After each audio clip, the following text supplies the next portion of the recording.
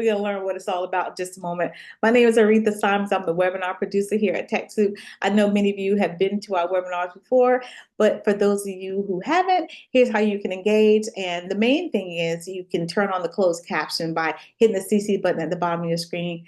And one important thing I do want you to know is there's going to be a survey that's going to pop up. Maybe you have to leave early. It's going to pop up on your screen. Or if you leave at the end, please take time to answer the question. It's only 2 questions. We want to know how we can better serve you and what more we can do for you here at TechSoup. So I'm going to turn this over to our guest speaker today, and she's going to tell you more about herself as Steph Skinner from Tech Impact. Thank you so much for being here, Steph. I appreciate you. Have a great webinar. Thanks, Aretha. And hi, everyone. I'm so happy to be here. Let me share a little bit. Oh, there we go. So I am from Tech Impact, where we offer a full spectrum of nonprofit tech services. We offer nonprofit educational resources and webinars, just like TechSoup, and tech career development programs like our IT Works and CX Works. I am the evaluation manager within our impact strategy team, and I help nonprofits like you all build capacity towards learning and evaluation, specifically at the intersection of technology. I have about a decade of experience in the field around evaluation, ranging from cradle to career strategies, organizational development, and data equity. So we are going several different pieces of cross-sector collaboration as it relates to social or collective impact. We're going to do a little bit of a intro to some of these concepts. Then we're going to get into consensus building and aligning efforts. We'll be talking about data sharing strategies, what building a social impact narrative looks like, and then we'll have a little bit of a closing. So as we go ahead and dig in, so I'm an evaluator, obviously, but also an educator at heart, I like to say. I love beginning my sessions with learning goals, both for yourself and for me too. So hopefully by the end of the session, you're going to be able to identify strategies to improve your cross-sector collaboration, identify approaches to effectively build a social impact narrative for your organization. And for me, by the end of the session, hopefully I will have guided you in understanding the relationship between data, collaboration, and storytelling towards action. The action piece is going to be super important for us. So just to kind of get a sense of everyone here in the room with me, I know that everyone's been introducing themselves and talking a little bit about their organizations. I would love to know what cross-sector collaboration means in your work. And if you don't know what it is, you can just kind of throw out things. But there's a QR code that you can scan with your phone, or you can join at menti.com, and there's the code right there. So just take a couple of minutes if you wouldn't mind, just to kind of answer this question. What does cross-sector collaboration mean in your work?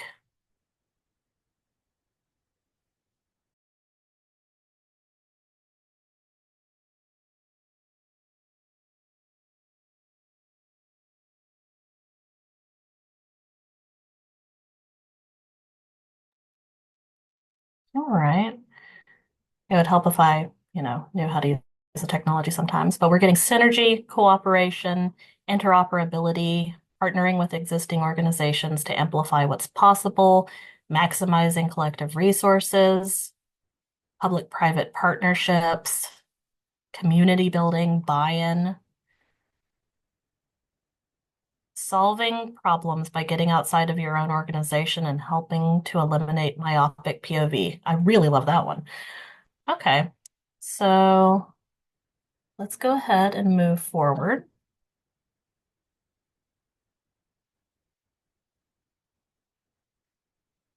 A lot of what you all have touched on is kind of the fulcrum or focus of the collective impact model. And so I know this slide says consensus building and aligning efforts, and you're probably wondering, hey, I thought we were talking about collaboration. What does consensus building have to do with that? And so when we talk about social or collective impact, which does have key distinctions, but I won't get into the weeds of differentiating that for you all right now. There's generally five kind of tenets that comprise that model. We have shared vision, shared measurement, cross-sector collaboration. Here we are. Mutually reinforcing activities, and a lot of times you'll see something about a backbone organization. So that's an organization that kind of takes charge and leads the work. But I would rather focus on kind of a culture of continuous improvement, or a learning culture, if you will. So organizations within an ecosystem need to develop capacity in each of these areas to maximize impact on their communities, for their communities. But in order to do that, organizations, like you've pointed out, need to come together. Having diversity of perspectives is super important. You'll have to reconcile priorities and kind of coalesce around whatever shared goal you all agree upon. And so getting to consensus, again, just kind of hammering that in, we talk about consensus as the process of actively engaging all relevant stakeholders in a collaborative discussion to reach a shared understanding and agreement on a course of action, or an initiative, if you will, ensuring that everyone involved feels invested in the outcome, and that contributions are towards achieving larger collective impact on a social issue. I've bolded some of the key takeaways from this statement, and that's really kind of those bolded statements help inform the approach that we take towards building consensus with other organizations within an ecosystem.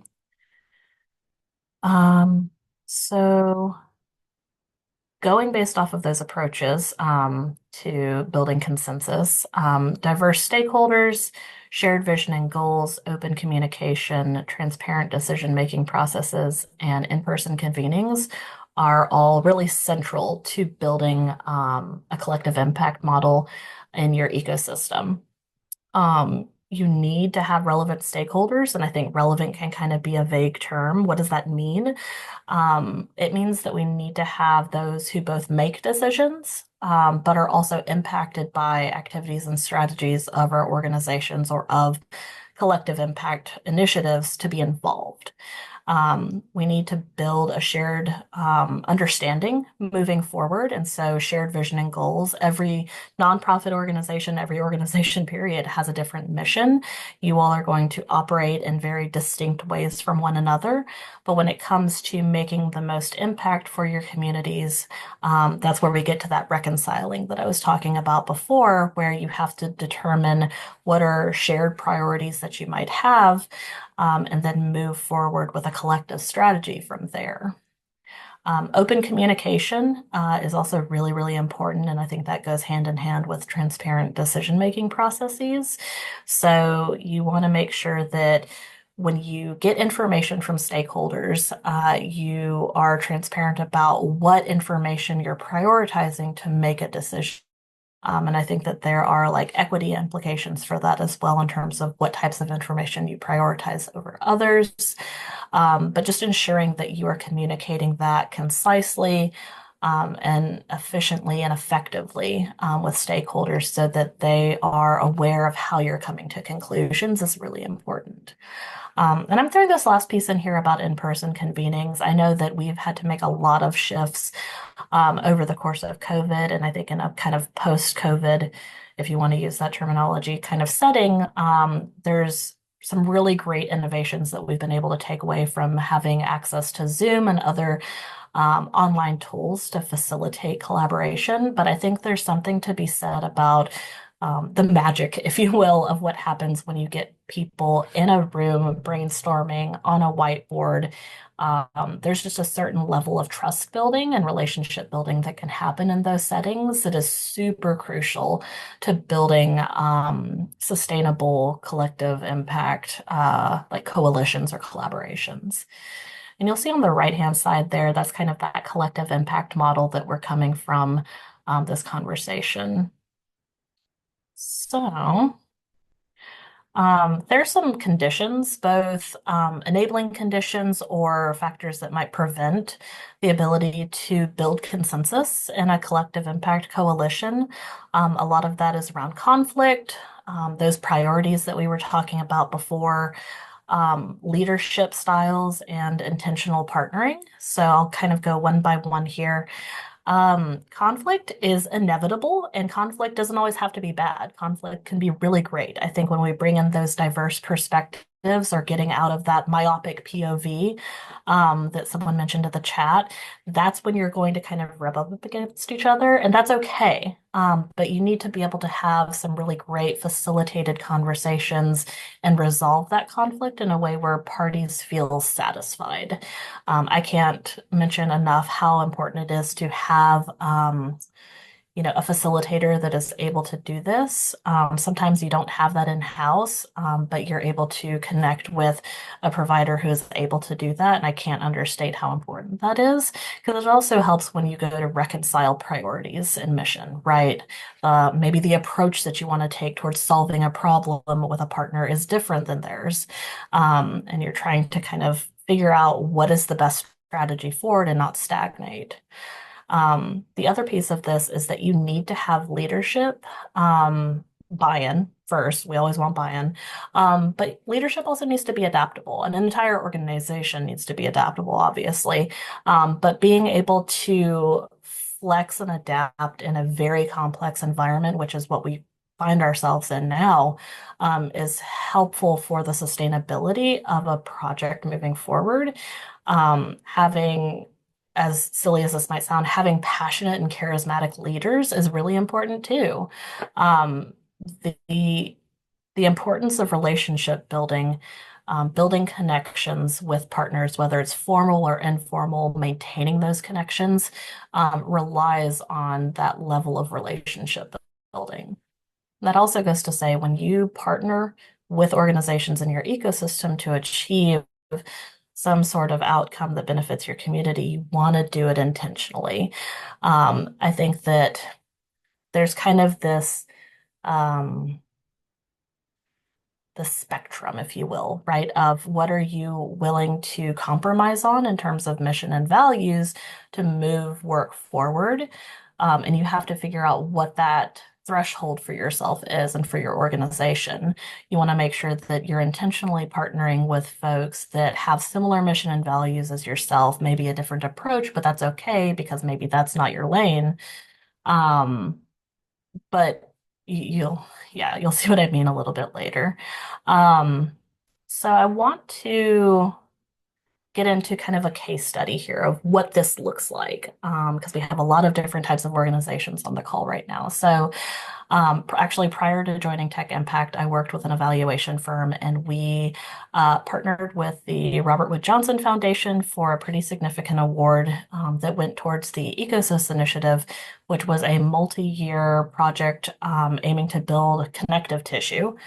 So another word for kind of like relationships in a way. Between child advocacy fields and economic policy advocacy fields to kind of put the spotlight on children's issues in ways that are economic and kind of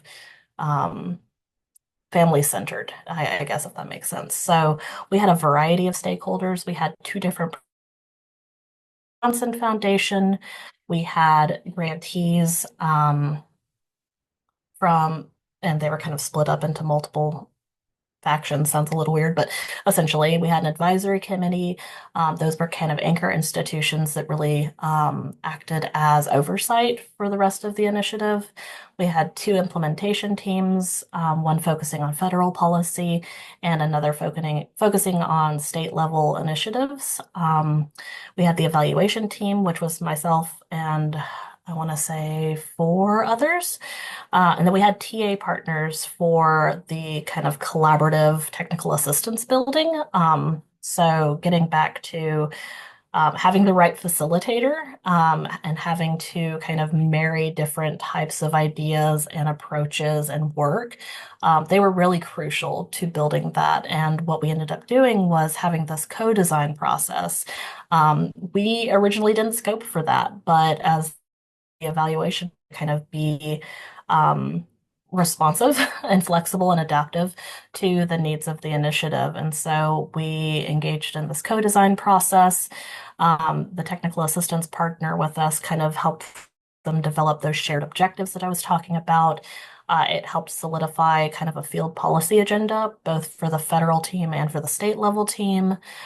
We got into articulation of roles and responsibilities for the anchor institutions and advisors as the other teams kind of implemented this work.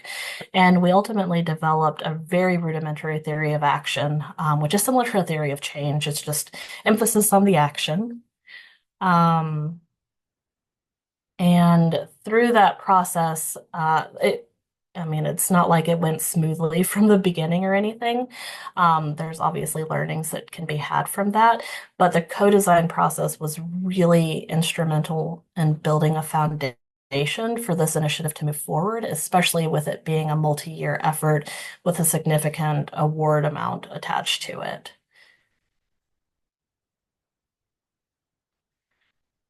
So I think that just brings me to this first little, I say it's a group activity, but it's kind of not, it's independent work. But I'd love to just have a discussion in the chat and get some share outs.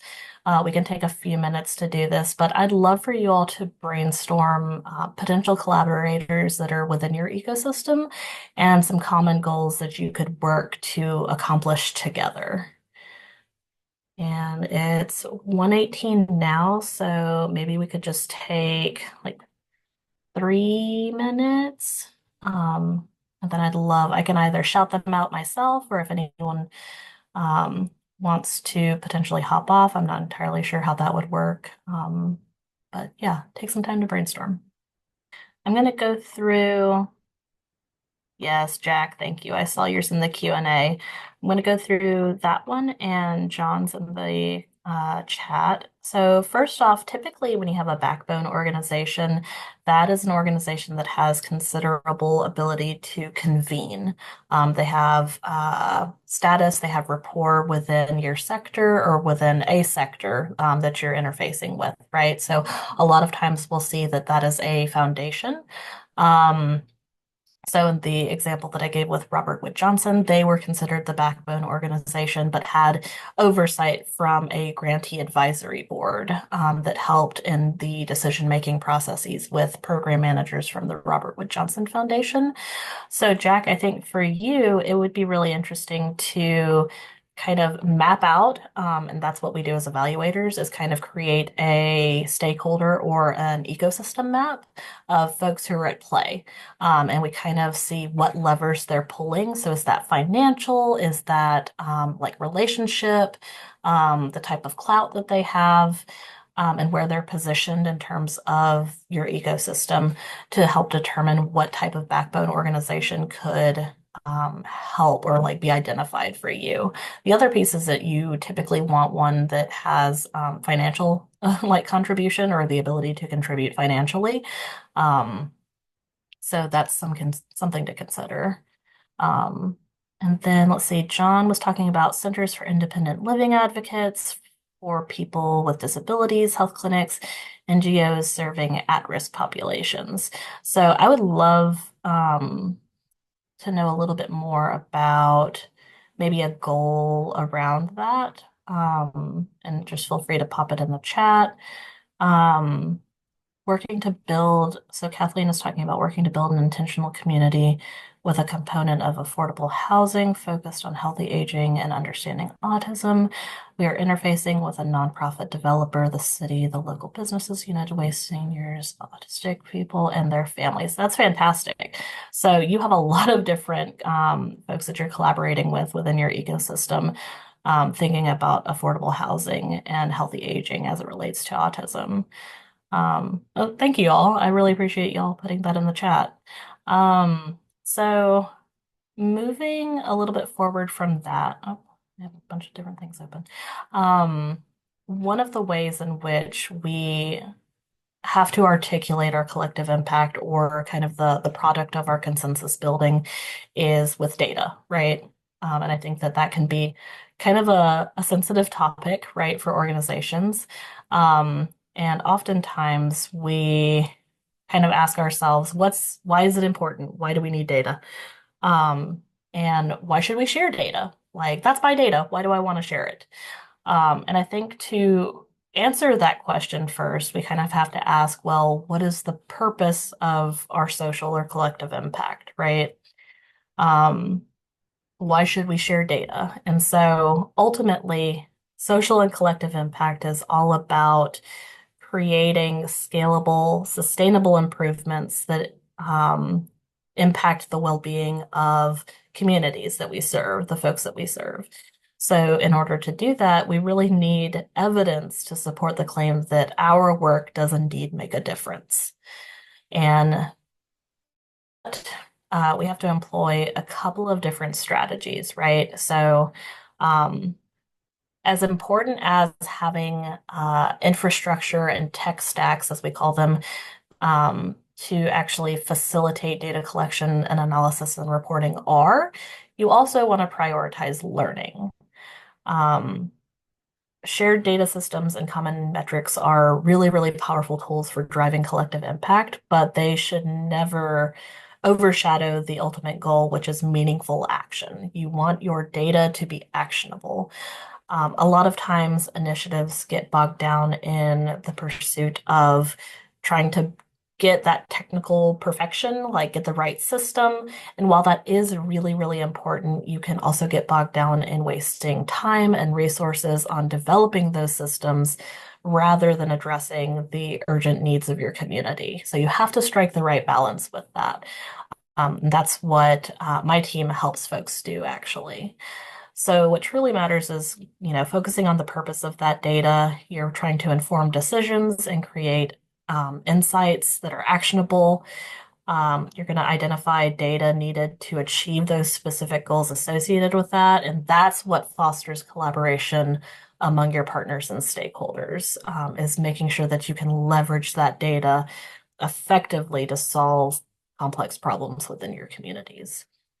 Um, I I tickled myself a little bit when I was writing this line of what gets measured gets managed, because we've all heard it before and it's very true.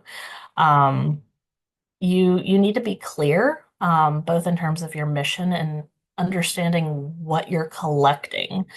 Um, you don't want to just collect all the data possible, because maybe all the data possible isn't going to actually answer your question. You need to understand context too. So I'm totally a proponent of disaggregating your data when possible and making sure that you collect qualitative data too, in addition to quantitative data, like number of participants that go through a program. It's really important to understand that people aren't numbers. People are people. People have experiences. And there have been people that have been historically harmed by data collection, even in a contemporary setting, continue to be harmed by data collection.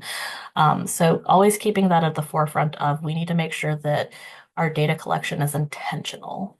And that we formalize those processes and expectations with partners. A lot of times you'll build informal relationships with partners, and then you need to formalize that with some sort of data sharing agreement, which we call an MOU, or some sort of SOPs, standards of procedures, that define the engagement that you have with data. So you define what the data is, the frequency of reporting, how you're using the data, who's responsible for the data, both in terms of collecting, analyzing, and reporting this, and what your plan is to use it. Coming together around a table and talking about insights that you've gotten while you're in a spreadsheet is honestly one of the best things that you can do. And doing it again, kind of in person, is really fantastic. And if you can't, we have Zoom now. Woo. Um, the other piece too is that you have to balance these small wins that accompany your long game. And what I mean by that is that collective impact initiatives are really designed to drive large-scale systems change that addresses root causes of a lot of the problems that we're trying to solve. Achieving these long-term goals, like improvements in education or employment and health outcomes, it requires a lot of patience. And if you're anything like me, I kind of wish everything was like Amazon, and the fact that I get it in 2 days. I have no patience in that regard, but we have to be, unfortunately. A lot of the changes that we're hoping to see aren't going to happen for at least 10 years. And I'm meaning like those big systems change level impacts that we're looking at. If you're looking at programmatic impacts, then you'll have output level data and short-term outcomes that you can see in 1 to 3 years. But if you're really looking to change something more substantial, it's going to be a decade.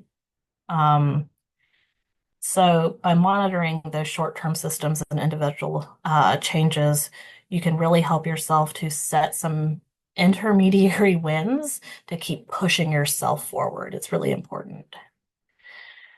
I see in chat, Lily was asking about suggestions for drafting an easy to fill in MOU. There are plenty, honestly, online if you just Google around data sharing strategies and MOU, you can probably find a couple. I'd be happy to also send along some resources after this too.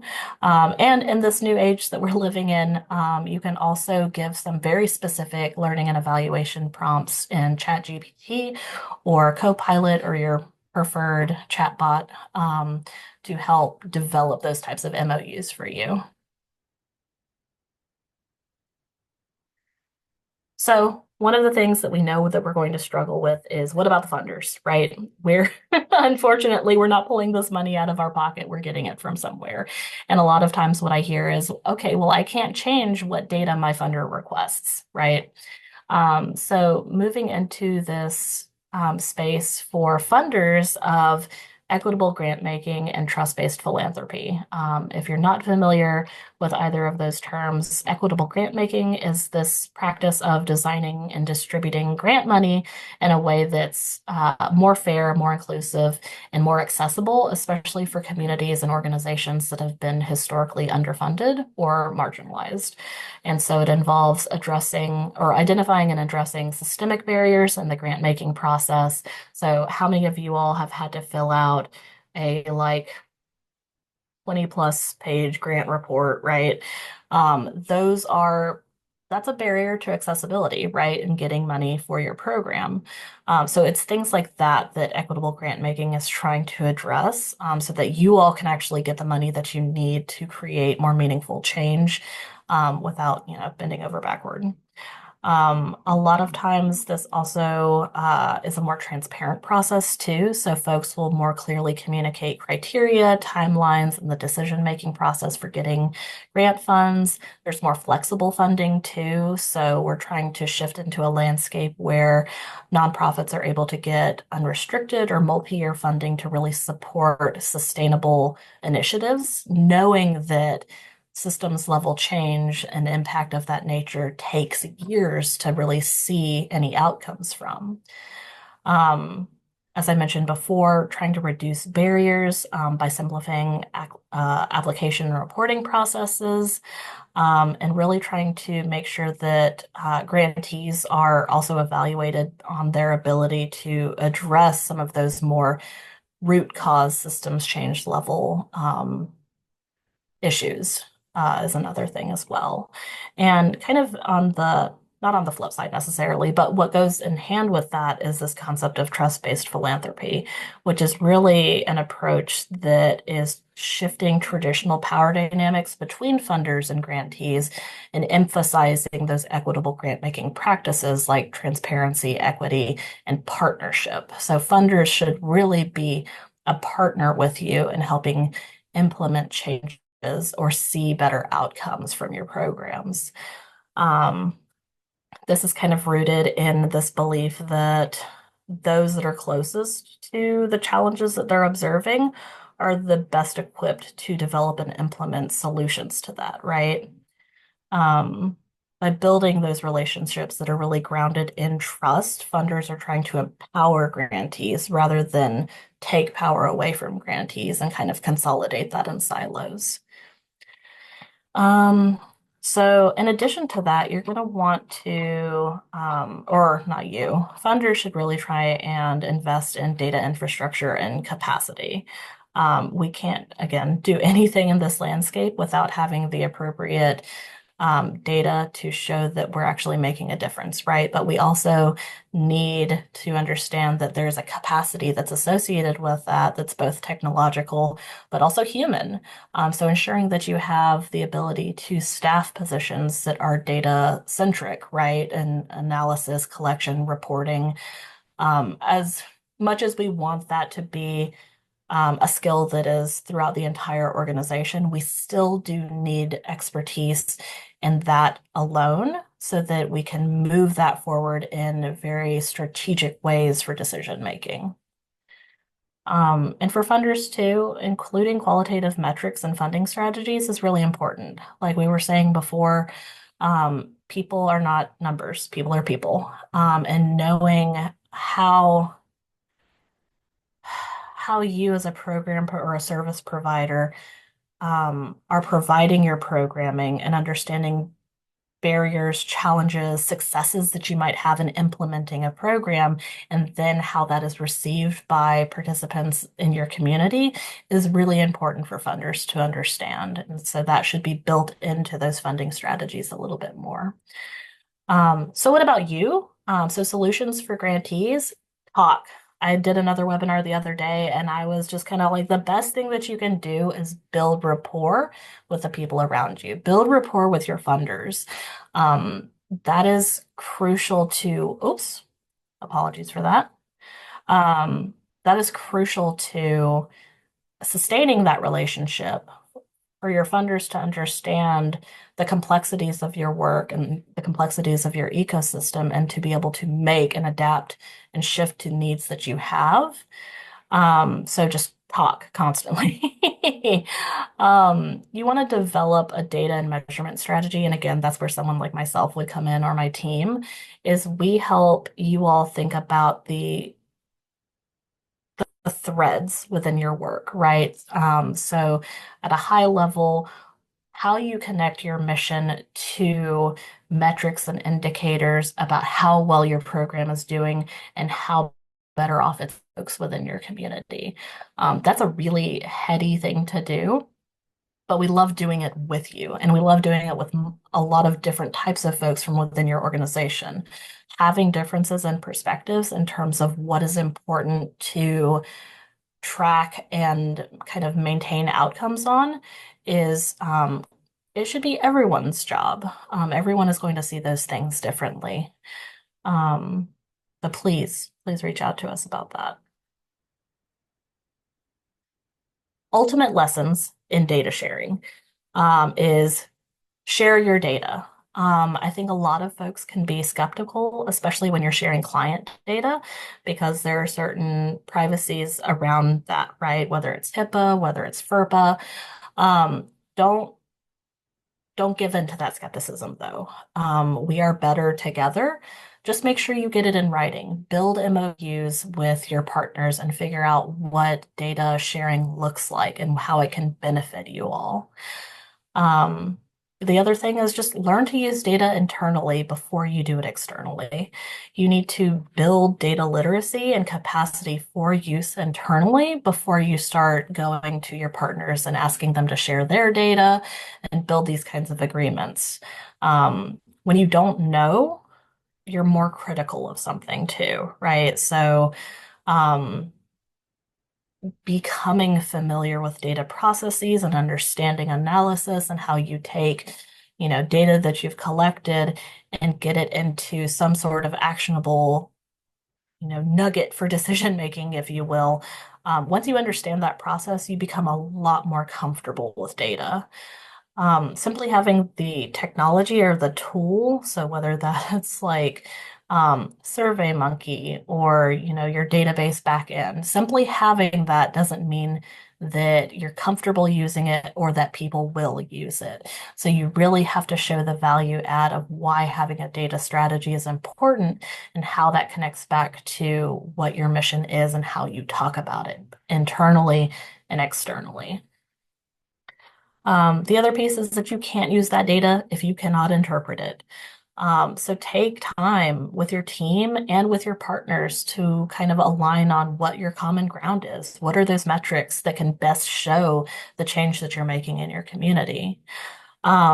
And again, shared data systems like that aren't going to be helpful if they're not actionable. So you have to really narrow down in on what metrics are important, what best speaks to your mission and your values and your collaborative's mission and values. Um, and going back to that collaborative element, you need to understand how your partners measure their work because they're doing their work maybe in a similar way, maybe in a different way. And you need to be able to come together and compromise and build what is your approach and strategy. I'd love to get a sense of what you all are doing. So I'd love it if I could actually do this correctly this time and talk about what your current data sharing practices are. Again, you can join at menti.com with this code. You can also scan the QR code right here, or if you want to pop it into the chat and Q&A, I'll give you all a couple of minutes.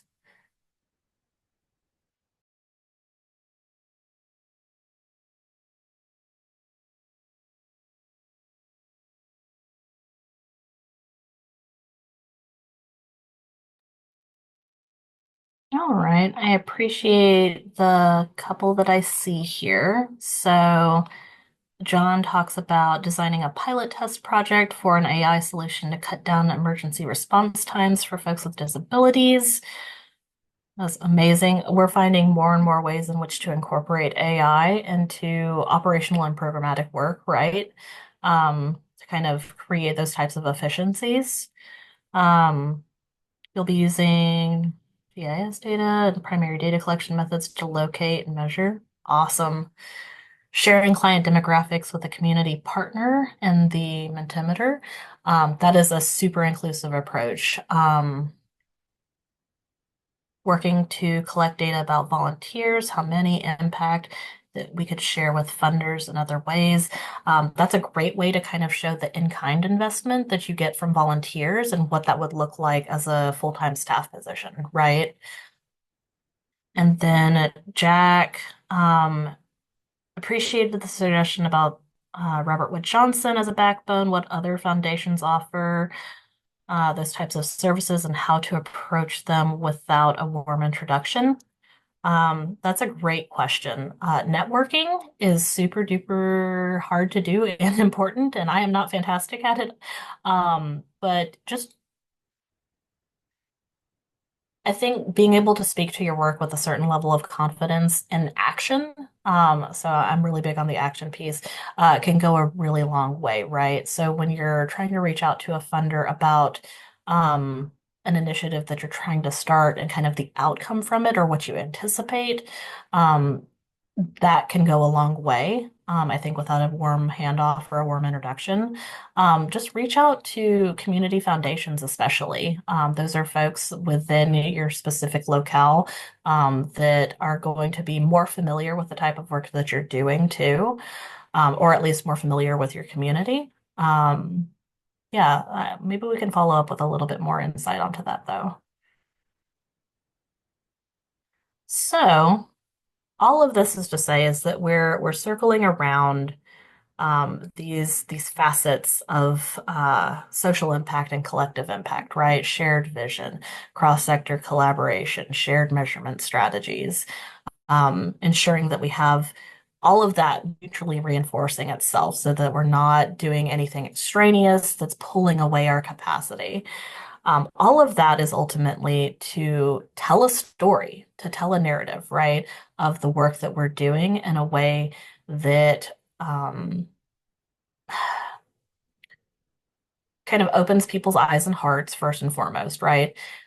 Provides opportunities to additional funding too, because we're showing, I don't like the word merit, but we're showing the opportunity of what our work is doing and how it's benefiting our community.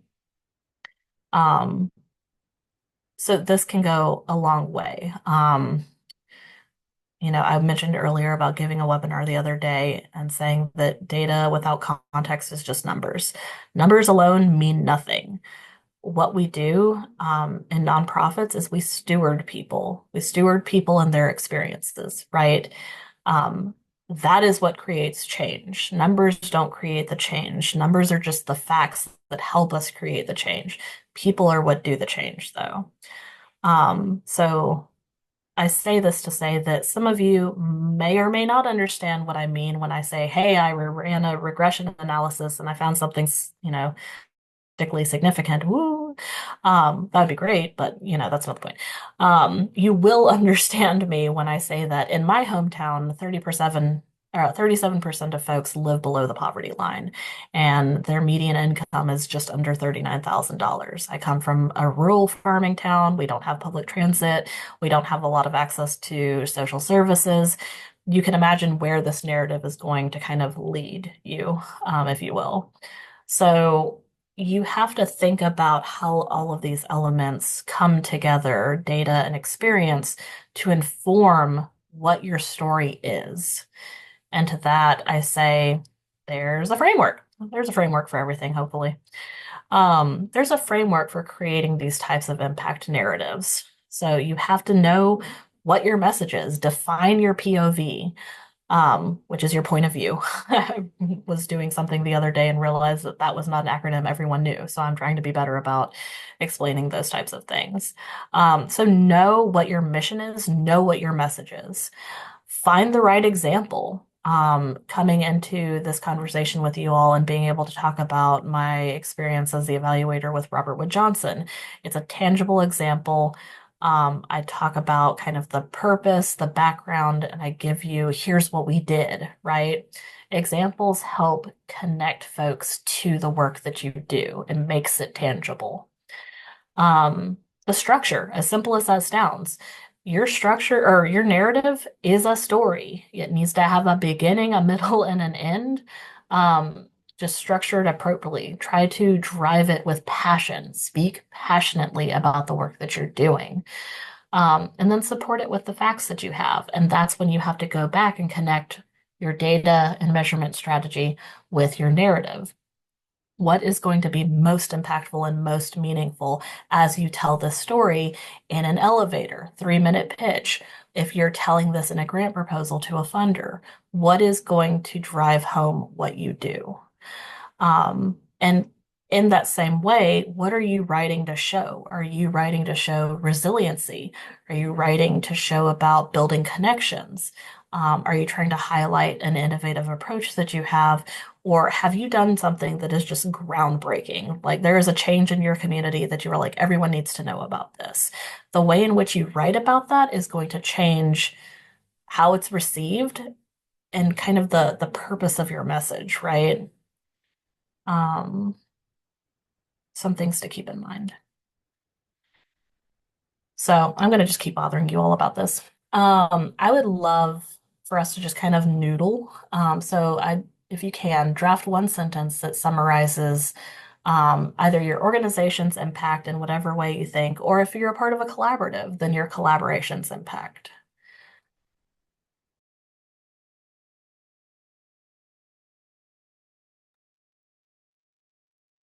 Bless whoever put this in. I thought I was going to be left on red, left hanging. Bridging the gap for women and non-binary people's access to tech devices and skills to increase employability and living wages so they can thrive. I love that. And with that, actually, I will transition us into, oh, hold on. Help individuals with disabilities live their best lives from independence and community inclusion. Oh, I love that too.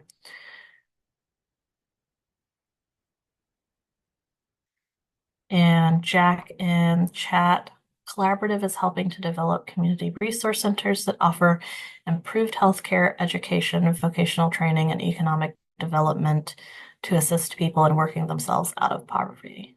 Out of poverty. Goodness, not talking. So again, like naming the thing, the what, or how do I say this? What, so what, now what is a great way to frame a short summary or a whole narrative around what your impact is. What's the what, the so what, and the now what. And with that, I can transition us to Q&A and closing. Would just love to hear from you all regarding types of collaborative strategies that you're employing, questions that you might have. Happy to go back in the PowerPoint if helpful too. Just let me know. Thanks, everyone. Awesome. Justin, you want to do the Q&A? Or I can do it. I don't know if you saw Jack's question in the Q&A. We're developing a collaborative involving global telehealth network. That's the IEE Smart Village and several other NGOs along the Rotary clubs in many countries. That's awesome to improve healthcare and fight poverty. I think he was just saying we need something along the lines of a backbone organization to help the kids play nicely together in the sandbox. Any suggestions? And by kids, Jack, do you mean the nonprofits? And if you would like to be unmuted so you could ask your question um, in more detail, use the raise your hand option. Because I understand sometimes the questions are long and you're not sure because I understand when you say play in the sandbox, but that might not be the terminology for other people. So use the raise your hand box option or put yes in the chat if you want to be unmuted, if you can't find the raise your hand option. And he also said in the Q&A, thanks for suggesting the Robert Woods Johnson Foundation as a possible backbone org. What other organizations offer such services? How can we best approach them without a warm introduction? Any comments, Steph? Again, you would think that I would know where to find. Yeah, I appreciated Jack's comments in there about uh, trying to identify a backbone organization and what to do to get kids playing nicely in the sandbox. They're not going to all the time. And again, that's okay. We kind of expect when different perspectives and different organizations are coming together that there's going to be a little bit of conflict. And the best thing that I can say is lean into it. Find the right types of technical assistance providers, learning and evaluation providers to facilitate those kinds of conversations with you. And we can help you identify what that looks like and who that looks like too. Mhm. I also know that Heck from Tech Impact is also on the call too. So Heck, if there's anything that you'd love to put in the chat to help out, just please do. Am I I did. unmuted now? Go ahead. I did unmute Jack. Go ahead, Jack. And John, I see your hand too. Go ahead, Jack. Great, thanks. Yeah, I was referring to Kids in the Sandbox. I do mean the NGOs and government agencies and for-profit entities that are all involved in a large collaborative. The concept of the backbone organization came out of that paper about 15 years ago, probably. And I'm wondering if there's any better concepts at this point, or any better organizations that are able to provide that assistance with a backbone, to be part of the project, basically. Thank you. Yeah, I don't know if it's so much different types of organizations coming about. There might be some that focus more on specific approaches or practices, but I think we kind of see that across the board in terms of who is typically a backbone provider or organization, which are typically funders. They're really trying to build just more inclusive practices that allow them to be a more supportive backbone organization, I would say. Awesome. And I have John. I gave you permission to speak because I unmuted you. So, John, if you want to ask your question. Thank you, Aretha. My question is, Steph, is our particular project is a year-long project, and we're looking at collecting both primary data and secondary data. Secondary data meaning, collecting GIS information or locating the populations that we're targeting. And then once we find those populations, we're giving, in-person events to them, and we're training them, and with the whole idea of measuring outcomes. So we're going to have a combination of collecting data first to find them, and then second part of it is collecting the primary data through surveys through webinars to see if we've had an impact. And I'm just asking if you've seen that type of scenario done using a combination of the primary data and the secondary data. Oh, absolutely, John. It's kind of a best practice, honestly, to take a look at secondary data that you have available to you, whether that's census data, it could be HMIS data, if you're working in housing, for instance, workforce development data. If you're doing college and career pathways as another example, that's kind of my primary focus, excuse me. Leveraging those kinds of secondary data sources to see, oh, I'm so sorry, hold on. Just wanted to take me out, apparently. Leveraging those kinds of secondary data sources, almost as a baseline, right? You get a sense of the context of the community that you're working with, so that, like you were saying, you can kind of build what those targets are to see what the measurable change is going to be. And then that's when you get into your primary data collection to be like, oh, okay, is my hypothesis supported? Are we actually seeing a difference based on that community context that we've already looked into? So I would say like it's a great best practice to do that. Okay, thank you. Hmm. Thank you. That's all for the questions. Any closing words, Steph? No, I would just say keep on doing the good work, and please feel free. Oh, I'm so sorry. A little spastic. Please feel free to reach out to me at steph@techimpact.org. Like I was saying earlier, this is the kind of work that my team does in particular, me in particular.